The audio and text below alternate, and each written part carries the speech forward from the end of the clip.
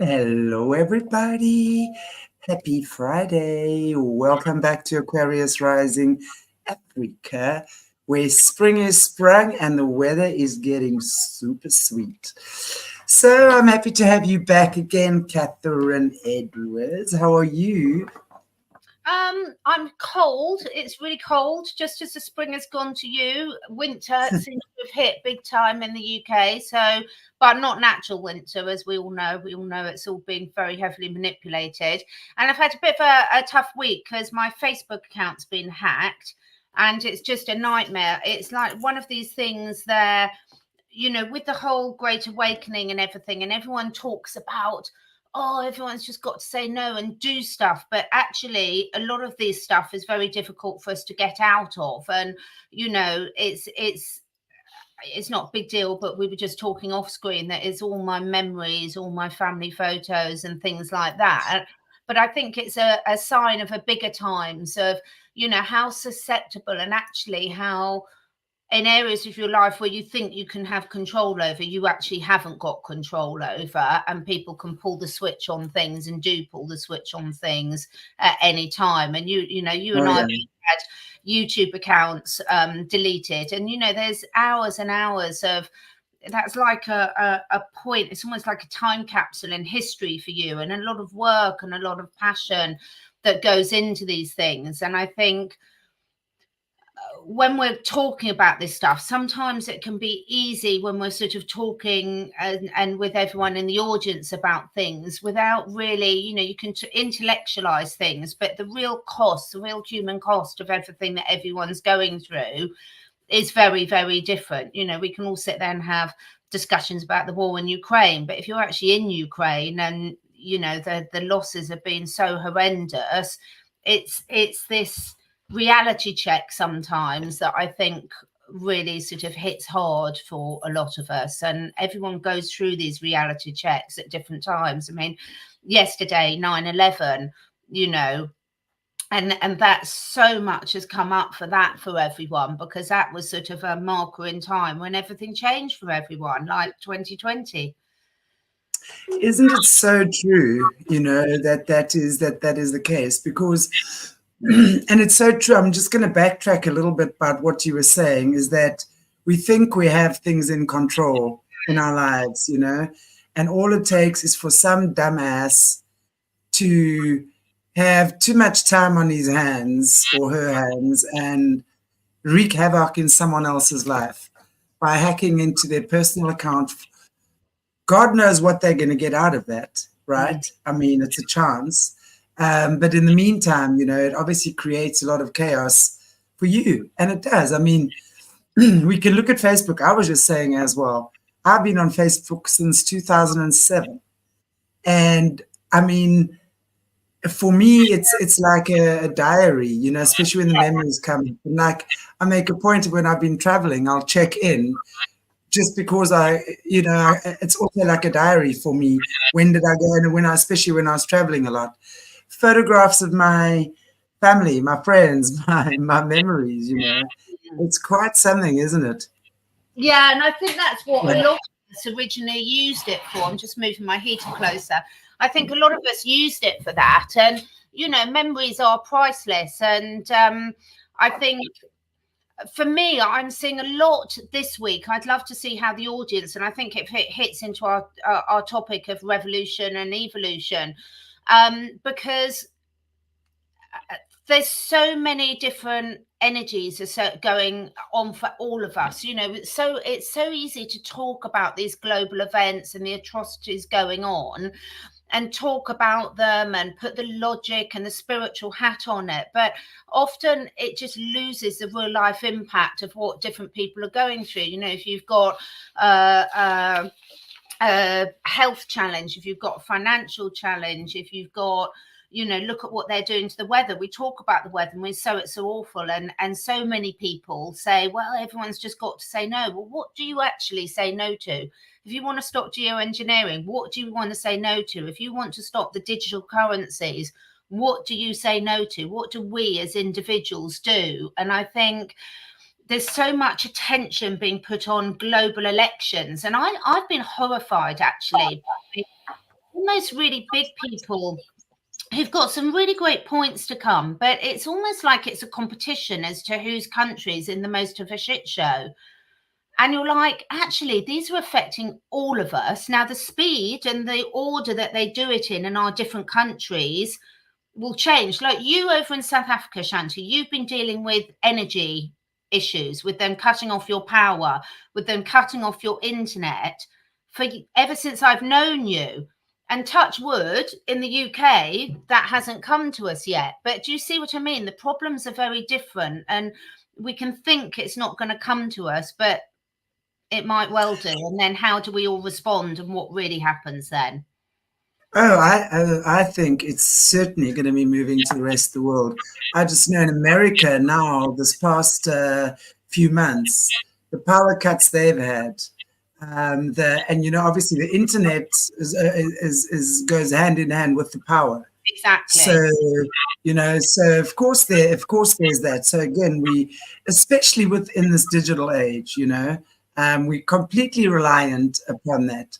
So, you know, we either on our telephones, on our social media. I mean, in my day, it was just a telephone, and I know yours would have been the same. And we did not have social media, but people have become so used to that now, right? And but it's absolutely the way that the controllers have led this world. Where we are right now is exactly where they want us to be. Disconnected, out of sync with nature, because nature is really God in action.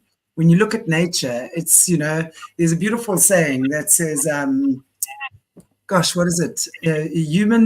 Well, it's a quote really by an old guy. I can't remember his name now, but it says, human beings must be the most insane species because we worship an invisible God, yet we continue to destroy nature, which is the invisible God made visible. Yeah. So when we completely war against nature, it's warring against creation. It's warring against creation itself. And what we've seen now is that there's been this huge shift, right, to electronics, etc., where we don't have that control anymore, where we are now completely at the hands of someone else. So that's why I keep saying, you know, at this time we have to find that balance. You know, sure, have your social media, etc., but let that not be the thing that owns your life. Let that not be the thing that makes you get up in the morning and get up. You know, we've got to have our love with our families, our friends, our animals out there in nature to remain balanced and connected. And everything else actually needs to come from that. That's how, in my opinion, we're going to survive.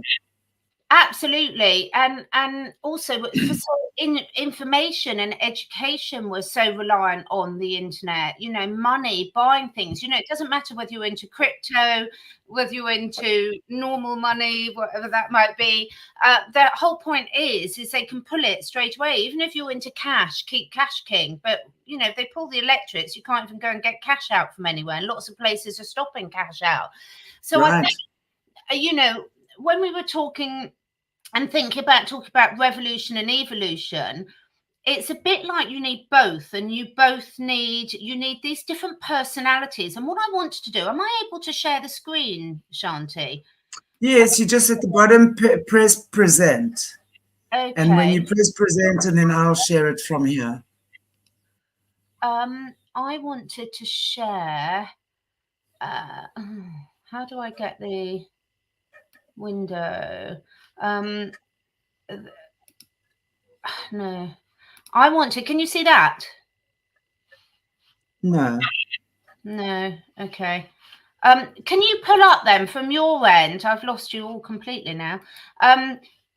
Completely lost you all. What I'm trying to pull up is the Hawkins scale of consciousness, and I'll explain why. Because whilst I'm trying to work out how to do this, because I don't want some of the other stuff that's on my thing coming up. I just wanted, here we are. See, can you see that? Let me see. Okay, yeah, now it's coming up. Okay. Yeah. I just thought if we bring this up, because when we were, what struck me, Shanti, when you were saying talk about revolution and evolution, is they both got, we can talk through the pros and cons of each. And obviously, as Miss Fifi said, they both refer to change and different approaches. But I heard a really lovely interview with Robert F. Kennedy, and one of the things we were talking about is the energy, or actually this was from another interview where people were doing an analysis of the Trump-Kamala debate. And one of the things I thought was really important about that analysis is like, well, yes, you can look at the revolutionary types and you can look at the evolution. You can look at, well, there's a lot of talk in this whole movement about cause a revolution, you've got to bring back the old. And then there's the other school of thought, which are like, no, we've got to create the new. And of course, you probably need a bit of both. But whatever side of the fence you're on, whether you're more of a revolutionary character or an evolutionary character, I would be saying, what energy are those actions being taken from? Because the results we're getting are very down to the energy and the consciousness from which you're taking those reactions. So if you're doing a revolution from the emotional states of despair, anxiety, hate, anger, that's what you're going to be bringing into the existence. Whilst if you're doing a revolution from some of the more higher frequency emotional states, then it's very, very different. So I think sometimes we talk about the things, but we don't talk about, it's like when you're living your life, who are you becoming? What energy two people can say the same things, but from a very different energy, and therefore get different reactions and different results. It's not just the words you say, it's where are you on this emotional scale when you're saying it. And when we're looking at, I personally think we need both sides of the argument. I think we need the revolutionary people that are, I mean, one of my really good friends has just been struck off by the General Medical Council as a doctor, 20-year plus career as a doctor, for spreading COVID misinformation. So even though in the mainstream all this information is coming out, he's still been struck off as a doctor from it. And haven't we seen this throughout history? Quite often people don't get their justice till 20 years, 100 years down the line. So this is what I mean in terms of when we're talking about the revolutionary spirit, when we're talking about creating the new world in a more evolutionary way that we want to do. And I think there's pros and cons on both sides of the argument. I would ask people to say, when they're taking either actions, where are they? Because, when you're in a vibration of fear, which means you're going to be anxious, or you might have anger and hate, or pride and scorn, and these different ways that they manifest themselves. It's more being aware of that, I would say, of how you're conducting the action that's going to dictate the results and how successful it is. Intention, again, it's the intention. I mean, let's think about, as you say, where we're at right now. We sort of post-COVID, a lot of people have woken up, right? A lot of revolutionary ideas, because whether you agree with astrology or not is really quite irrelevant. Astrology is real. Astrology is from the heavens, and there definitely is the heavenly astrological zodiac, so to speak. We are moving into the time of Aquarius. Now, each one of these ages and stages has a different energy that sort of, I want to say, controls it, right? And if we look at what's happening now, definitely if we look at the element or the sign of Aquarius, Aquarius is the revolutionary. Aquarius is the visionary. Aquarius is the one that usually lives 50 or 100 years ahead of their time in their heads, because the ideas are they're like known as the geniuses, right? So when we're looking at where we're at right now, it's very in line with that. And I mean, obviously on the negative side of that, we're getting the viruses, high tech, AI, all of the stuff that is unemotional. Aquarius does not like emotion. Aquarius is brilliant. It's ruled by lightning. Think about that. So it's fast, sharp, and it hits you hard, and it will stun you, sometimes kill you. I mean, figuratively, that is, you know, when things need to be changed or whatever. But on the other side of that, now when we're looking at what's happening now, there's so much revolution going on. Look at what's happening with the younger generations. Look at what's happening in the streets of the cities. And that is most definitely coming from a place of anger. Anger comes from a space of being disconnected. Disconnected from yourself, disconnected from your creator, from your source, from God, whatever you choose to call it. Anger really is a mask for fear and pain. So the pain of constant oppression and the fear that it will never end is what creates these revolutionaries to get completely mad and burn the streets down, right? We've seen that so much and just create chaos. I mean, here in South Africa and Africa generally, it is horrific to see the violence in the African communities when that mob mentality takes hold. I mean, there was something here, for example, called necklacing. And that was in the time that Winnie Mandela and Nelson Mandela was in jail. We're talking early 80s, yeah? And this is quite graphic, guys, so warning. And this was African on African violence, okay? So it wasn't like them doing it to white people. This was sadly in the townships. They would do the necklacing. They would catch guys, tie their hands and feet together with barbed wire, cut them off, douse them with petrol, put a tire around their neck, and set them alight. That was the norm. And that was the call to freedom that Winnie Mandela was asking for in this country in the early 80s. And it wasn't white people, it was African people that were on the receiving end of that, I repeat.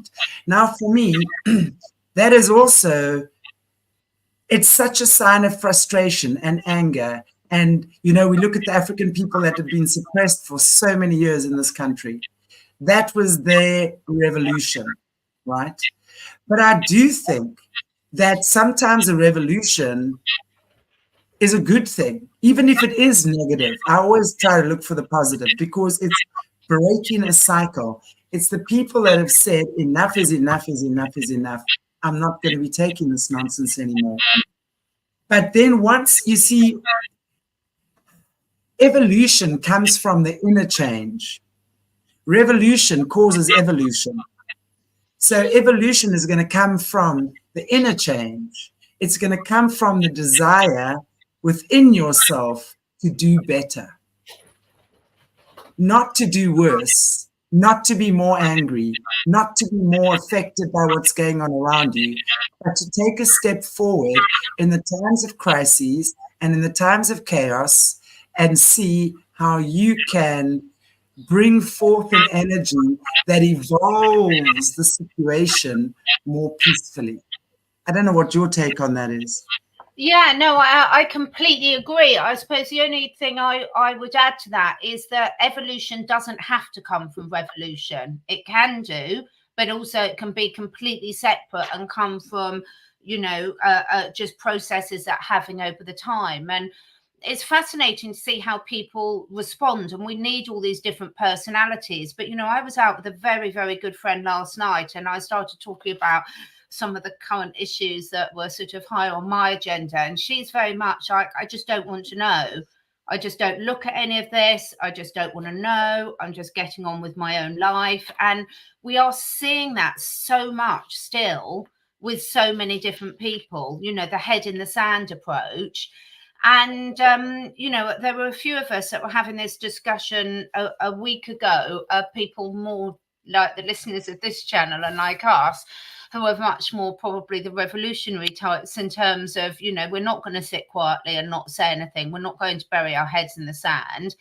But actually, what was quite obvious is a lot of the people that do bury their heads in the sand have a much easier run of it. And I think this is where people have got to really look deep into themselves and understand what they feel their dharma is, their soul purpose is, because there's different, very, in simplistic terms, two very different types of people that walk the earth. You've got the people, like I heard RFK say, coming back to the interview I heard earlier, who said, you know, he was brought up with the family, that it's not about your own personal, it's, you know, what can we do for your country? Not ask what the country can do for you, ask what you can do for the country. And there's people that go through that whole life where they are literally looking to serve, not in a submissive way, but in an empowering way, in a proactive way.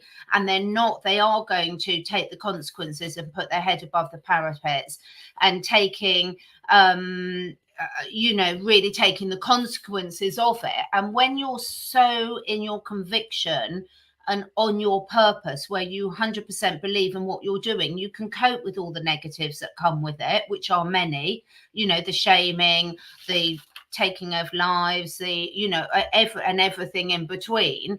And where I think a lot of people falter, and I think this is where, certainly I see the vast majority of society at the moment, even those people that consider themselves awake, is I think it comes back to the old thing that they're not all in, you know, they're still this thing about human behavior, where it's been proved time and time again that the vast majority of people need something drastic to happen in their lives before they make a major change.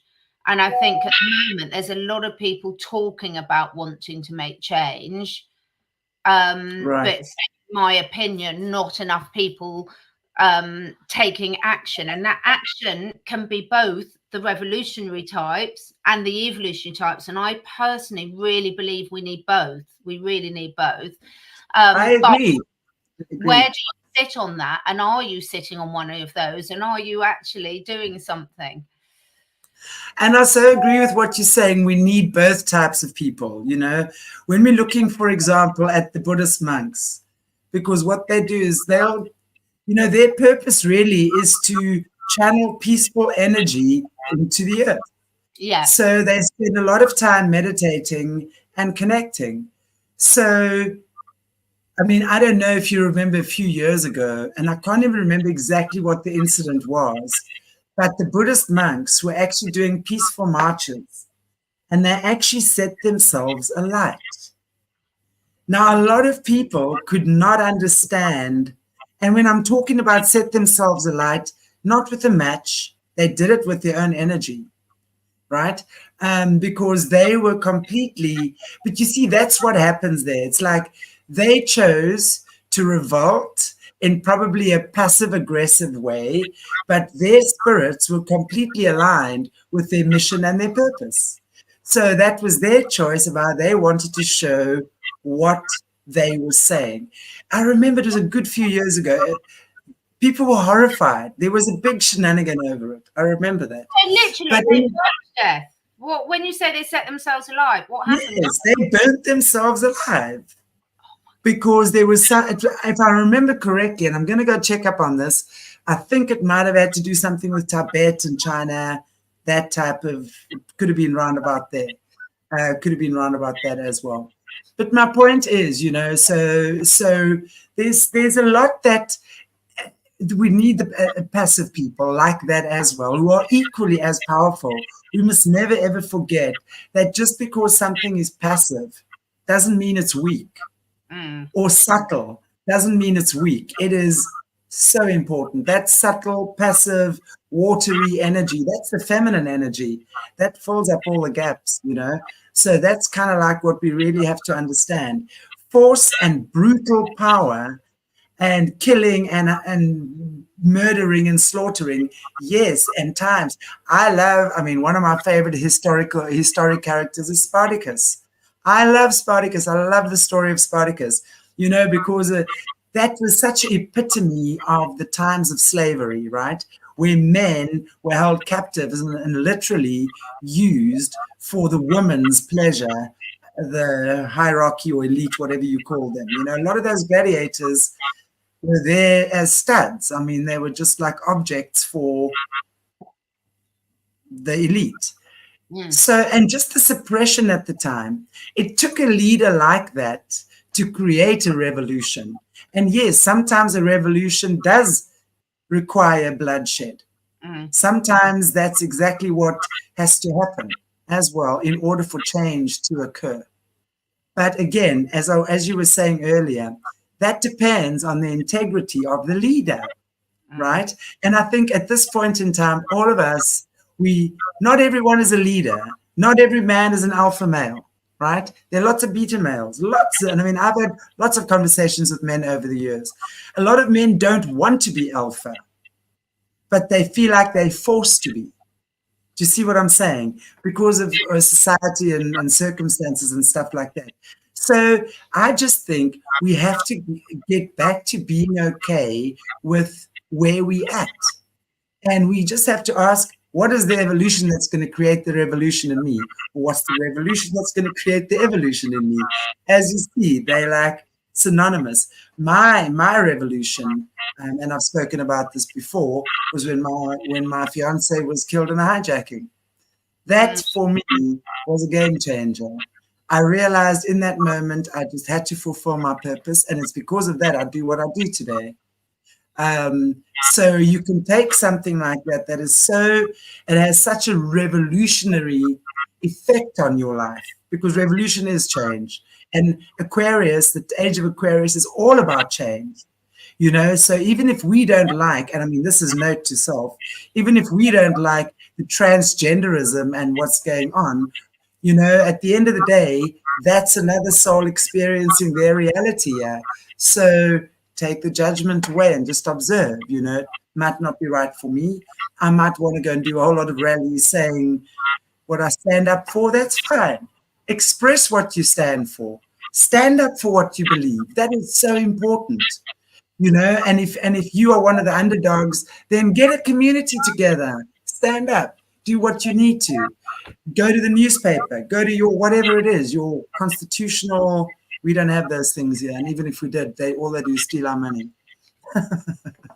And so that's what I'm saying. You know, it is within us to create our own revolution, or to notice when your higher being or your higher power has sent a situation in your life which is a tower moment or a revolution moment, or feels like everything is collapsing.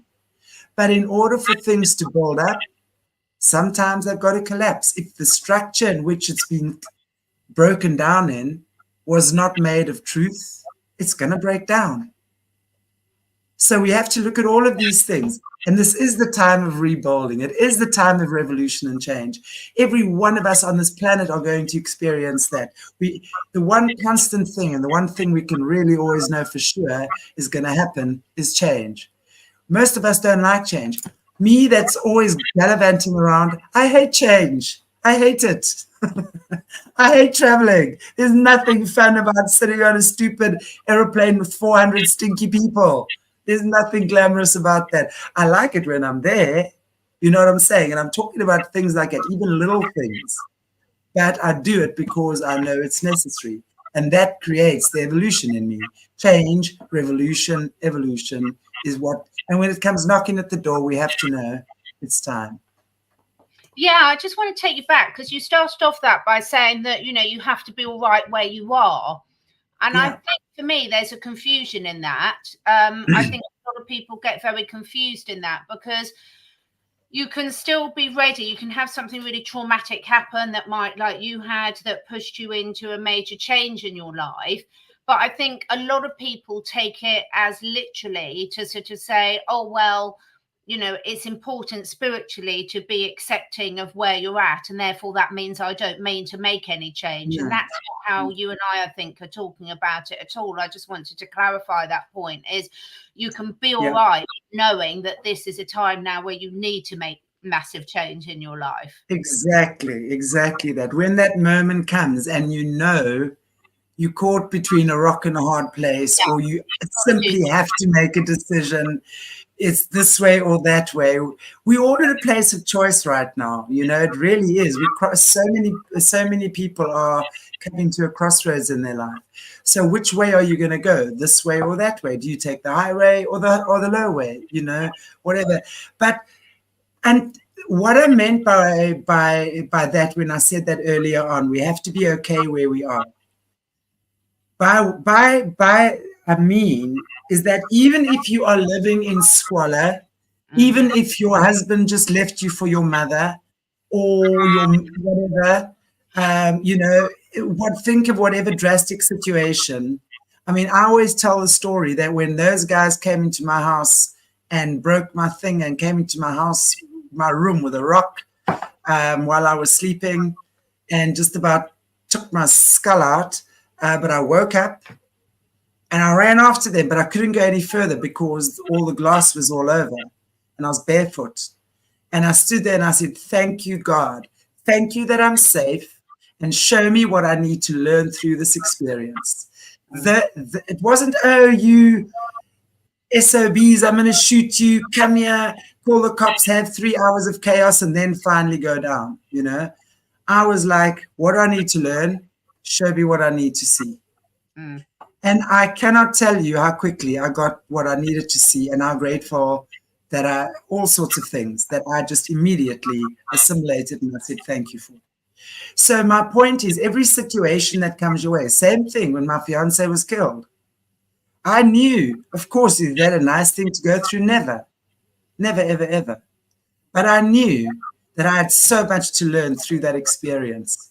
And I knew I could either sink or I could swim through that experience. And I chose to swim. And I'm doing the butterfly and the backstroke and the crawl.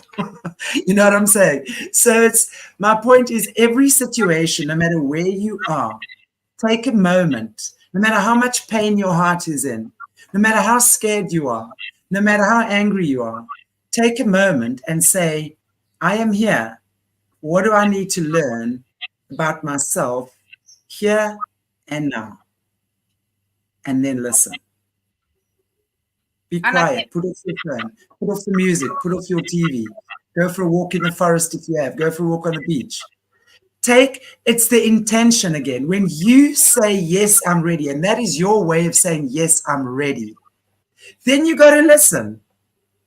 Because now you're saying, I'm ready. What do I need to do? Oh, you must go that way. Okay, I'll go just now. First, I'm going to go, yeah, da.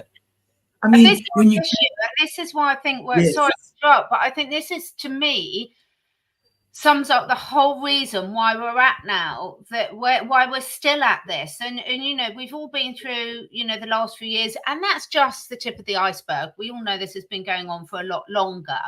But the whole point is if we're not asking ourselves our questions, not asking our friend, what do you think I should do? We can take on other people's ideas, but at the end of the day, the responsibility and the choice is with you and no one else. Yes, you can get other opinions and you can choose to ignore them or take them on board. But this time, we've spoken so much about this time where everyone's always looking to blame someone else. We can all talk to the cows come home about being, you know, how we've got to the state where we are. Well, we know that, you know, once you know that, you don't need to talk about it anymore. You need to just sort of say, well, what am I going to do about it? And this is where you can probably tell my frustration, because I'm like, my goodness, there's so much happening at the moment. Literally, you can almost use the awful expression warp speed, but literally it's so much happening in all our countries of ploughing forward with what I personally consider the dark agenda. And I'm still not seeing many people do stuff. I'm still seeing a lot of people expecting someone else to do it for them. And I'm like, well, if that's the way it is, then, you know, that's the way it's going to play out. And we know that's not going to play out positively for most people. But if that's the way it's got to be, so be it. But I'm not going to be one of those people, you know.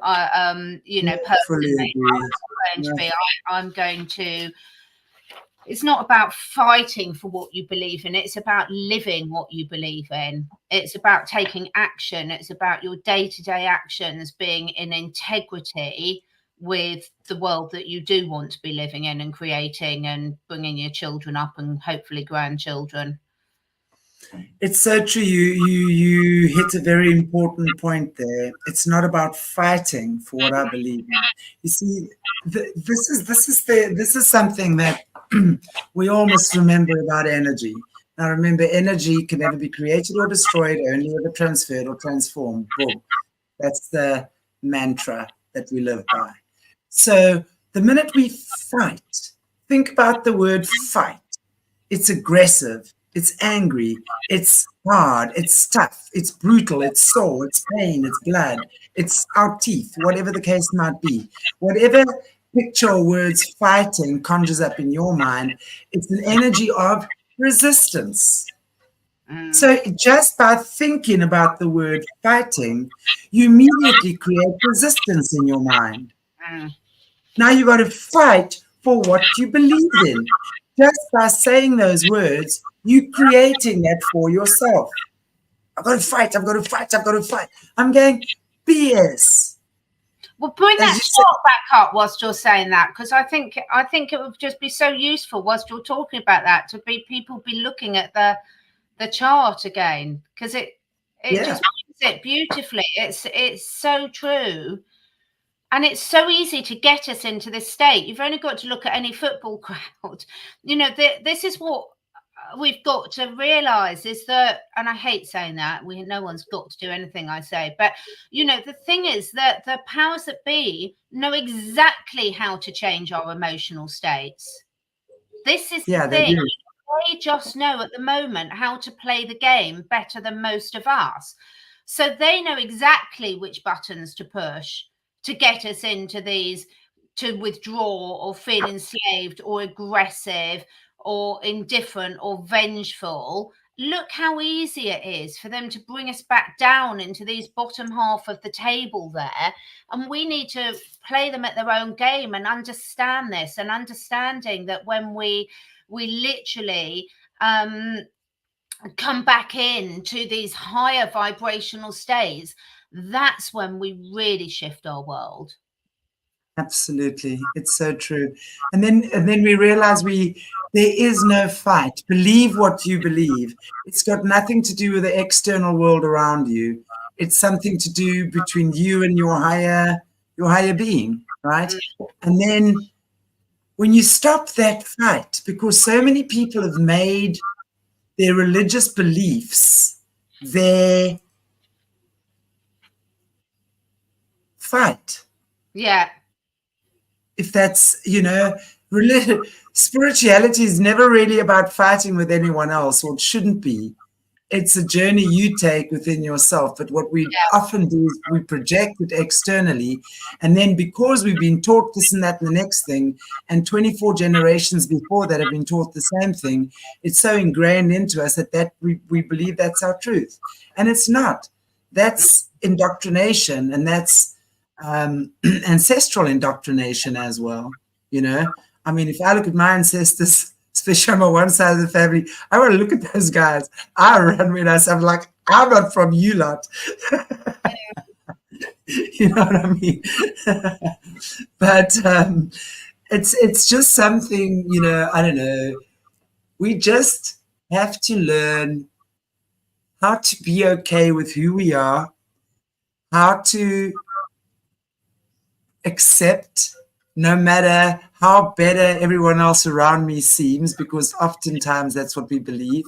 But what are the things in me that are unique? Your power is that you are you and no one else is you. So what are the beautiful things in your life that you bring to this earth? You might be artistic. You might have a funny laugh. You might have cute dimples. And if that's all you think you have, then smile so that everyone can admire your dimples. Give someone else to smile from. You know what I'm saying? I don't know. I'm using little things as an analogy. Start by being grateful. Start by being grateful that you have 10 fingers that are flexible. Can you imagine if you didn't have 10 flexible fingers? Start by being grateful for 10 flexible toes. Start by being grateful for your eyes that see. Doesn't matter how fat or thin you are, or how many scars you have on your body, or how ugly you think you are after 4 children. Look at yourself in the mirror. One of the things I do with my students, and one of the workshops I run, one of the assignments is they've got to stand in front of the mirror for a week every day and look at themselves naked. And it's not about, ooh, I'm this or whatever. It's really just looking at your body. If you're a woman, your belly that held your babies, your breasts that fed your children. You know, we start looking at our bodies differently.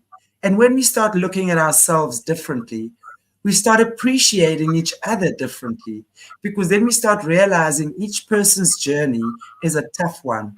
It's a tough journey. Life on this earth is no fun. I mean, lots of times it is, but it's not an easy one. So some of us have it worse than others, but none of us come here scot-free. But just to start appreciating the little things in yourself, appreciate that you have a bed to sleep in at night, appreciate that you've got your animals or your dogs, that you've got water to drink. Things that you would never think of being grateful for, start appreciating those things. And somehow doing that makes us softer. It makes us appreciate things around us more as well. And it makes people appreciate us more. And when we do that, we start having a connection. And when we start having a connection with someone, that's when we start enjoying life and each other, and no longer want to then cut off and check at our cell phones 24/7. Yeah, I do wonder. I sort of laugh when we're doing these chats, because you're doing the chats and we're getting into it, and then you get a comment like, the boomers created this mess, and I'm like, what's the point? You know, it's like, you know, if that's all. Who are the boomers? Are the boomers our parents, or are we the boomers? Who are the boomers? I've got no idea. I'm so not a labels person. It's hysterical. So as a consequence, I've no idea what generation. So it's all the boomers, and no one else created the mess. Just the boomers. At all. None of us. You had nothing to do with that. You just by accident. Yeah. Boomers aren't. Yeah, there's no boomers that are your ancestors, right? You don't come from a boomer bloodline. Yeah, it is hysterical. It's like, yeah, this is the age of lack of self-responsibility. And anyone who's still stacking less responsibility, as far as I'm concerned, karma hit them. Go for it. Absalom, there's nothing to be sorry about. I'm joking. It's funny. So I'd love to hear your take on that. Yeah. It is funny. But yeah, it is, and everyone's entitled to their opinion. You know, don't have to agree with any of that. But I don't know. I suppose I'm lucky. The way I was, brought up was always, life's not fair, get on with it, and that's, I think. And I'm certainly not going to sit there and blame anyone else for this mess. And I'm just like, how exciting that there's so many of us realize it's a mess now. That's a starting point. You can't stop yourself being an alcoholic or a drug addict if you don't admit that you're an alcoholic or a drug addict. So what I find so exciting about this time is the fact that so many people realize that this is a real mess, and therefore we've got to, as an individuals and as a collective, do something differently. And that's so powerful. It is so powerful. And the astrology, as you touched on earlier, the astrology of this time is so exciting. And even whatever resonates with people, however much they do or don't want to go in with it, you can use it so empoweringly. I mean, I did a lovely show last week with Laura Eisenhower, who I think is amazing. And, she just went into this big time. And I'm not an expert on astrology at all, but it was just made so much sense. And it was like, yeah, okay, this is what we can take for this and how we can, you know, like they say, do you want to put your canoe in the river and paddle really hard upstream against the current, or do you want to put it in the river and head downstream and let it flow? And that's a bit how I see astrology, is like, okay, once you know this, then you can take the path of least resistance to get to where you want to go to. Exactly. And I think, you know, it's I just go back to an interview I had a few months back with John Perkins, who was the author of the movie, of the book, Confessions of an Economic Hitman. What an amazing man that is, guys. If you have not seen those interviews yet, I did 2 with him. Please go and watch them. He speaks about how the American government in the, especially 60s, 70s, we're talking here, it's still going on there, would send the economic hitmen into third world countries to basically corrupt the governments and usurp their resources, right, and create war and chaos. I mean, us in Africa, we've known this for a very long time. It's no news to us that America has been in and out of Africa, snacking our resources for the last who knows how long. But you know, my point is that, you know, he said something very, very profound, and he said, we've all contributed to this mess. He said, think about the Illuminati companies. The banks are all Illuminati or cabal. How many of you work for the bank, have worked for the bank, have family that work for the bank, bank with the bank, right? The judicial system, I mean, if you've been part of the judicial system, I mean, that is as corrupt as what they can. Anything like that, if you are buying food from a company that is under cabal instructions, you are supporting the cabal. Exactly. So let us never judge that, okay? Let us just stand back and say, how can I do things differently? How do I as an individual make the change so that we as a society together can evolve?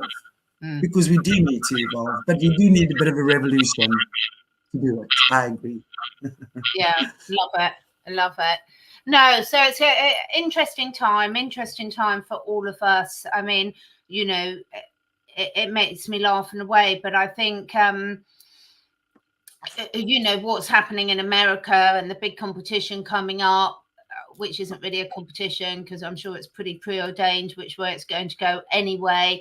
You know, just like ours was in the UK and just like most of the countries were, it's still a time for change. It's still a time for big shifts of energy where there's a lot of opportunity to harvest that energy in a positive way, or there's a lot of opportunity to harvest that energy in a negative way. So anytime you've got, like yesterday with 9/11 things, anytime you've got these big world events where so many people are focusing their attention in one area, the awareness then of like, okay, what energy you bringing to that focus is so important, because that's going to, without a doubt, you know, butterfly effect, quantum field, whatever you want to call it, it is going to shift our reality in one way or another.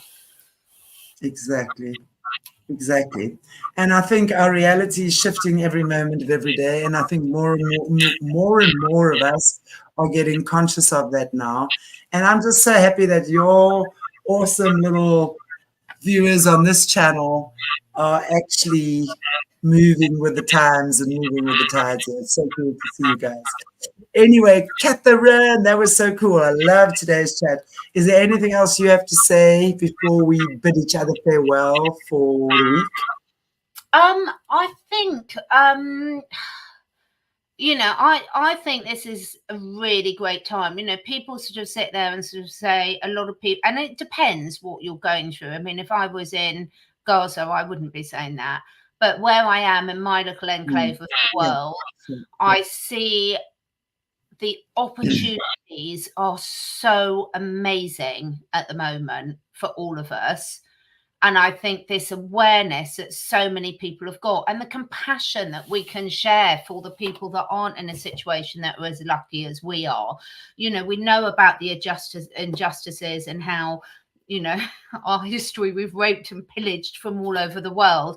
But you see, once we've got that awareness, we can move forward with a different energy towards it. And I really do think people are doing that. And I've seen sort of a shift in a lot of people. And I think where I started off by saying a lot of people, like, you know, one of my friends is sort of saying, bury the head in the sand.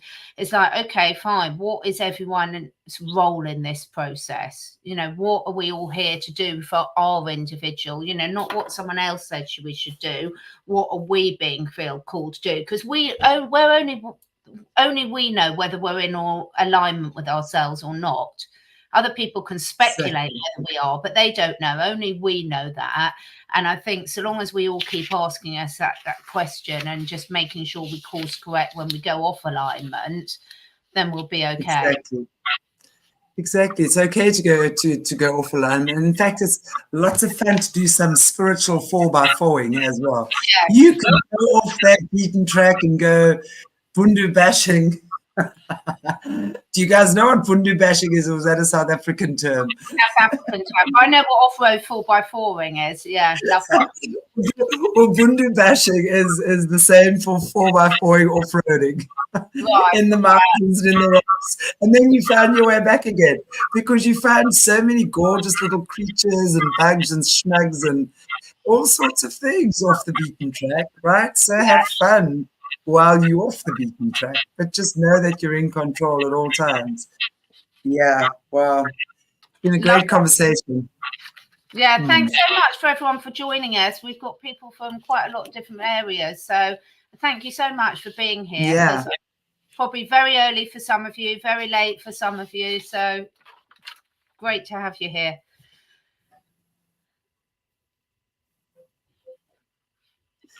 Indeed. And I thank you so much, everybody. Have yourselves a beautiful weekend. And I shall see you. I'm not sure about the weekend, but hang in there. I'll let you know.